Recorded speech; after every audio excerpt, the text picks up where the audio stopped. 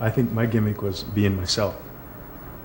My name is Bob Backlund. I weighed 230 pounds. I was 6 feet tall, and it didn't take a lot to come up with that. And I think it got sort of special, somebody just being himself in the world of professional wrestling. I started training in Minneapolis. There's a place called the 7th Street Gym, and there was a wrestler there by the name of Eddie Sharkey.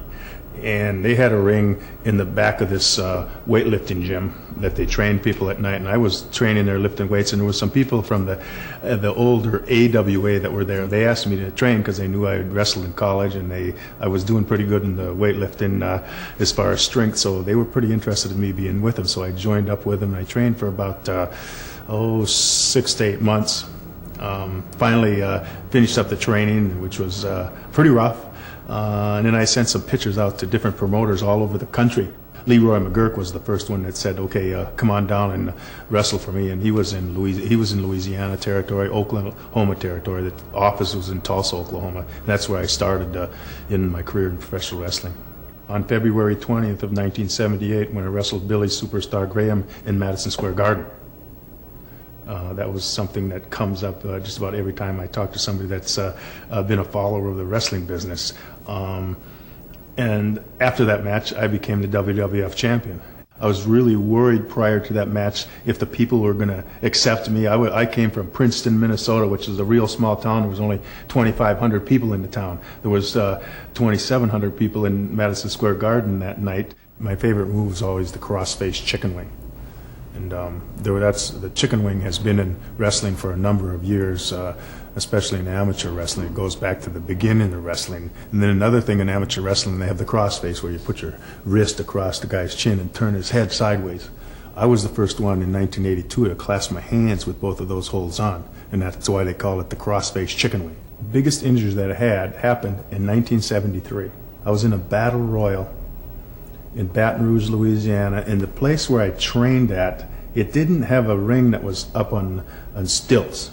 The ring was maybe on blocks, but only 6 inches off the floor where I trained. So I didn't learn how to take a fall over the top rope and land on the floor, where it was a 4-foot drop. It was just going over the top rope, and then the floor was right there, almost. It didn't have that drop down when the ring wasn't up. So I took somebody threw me over the top rope, and I went over the top rope, and I hit my hip on the side of the ring, and I got a bruise from my knee up to my ribs, and it really, I still feel the injury today. I have to say the most important person to me was Vince McMahon Sr.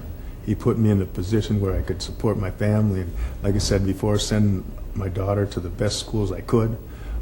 But the reason I liked him so much and respected him so much is because you didn't have to worry about signing a contract with him. All you had to do was reach out and shake his hand, and he gave you your word. I left Princeton, Minnesota with $20 in my pocket in a 1968 green Chevrolet. My mom and dad weren't wealthy. They gave me a big hug and said, "Good luck." And I had dollar signs going through my head because I thought I was going to be making a lot of money in the wrestling world. I made a reservation at the Sheraton that night because I thought I was going to make all this money. Well, I wrestled. I sat around. Everybody got paid, and I was just a new guy on the block, and they paid me $5. And later on, I realized that they were trying to discourage me. They were trying to make me quit. They were trying to break me. But obviously that night I couldn't afford to stay at the Sheraton, so I ended up staying in the trunk of my car. And I got through that night, but then the next night I was in the trunk of my car also.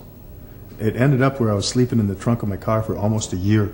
I don't have an opponent tonight! I haven't wrestled for years! Where are you coming from? I am out of the wrestling business!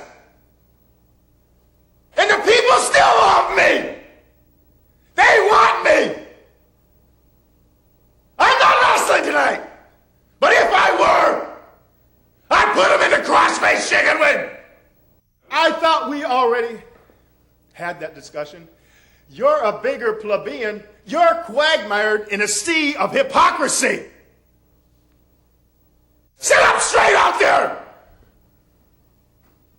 You're starting to agitate me, and I'm here to agitate you.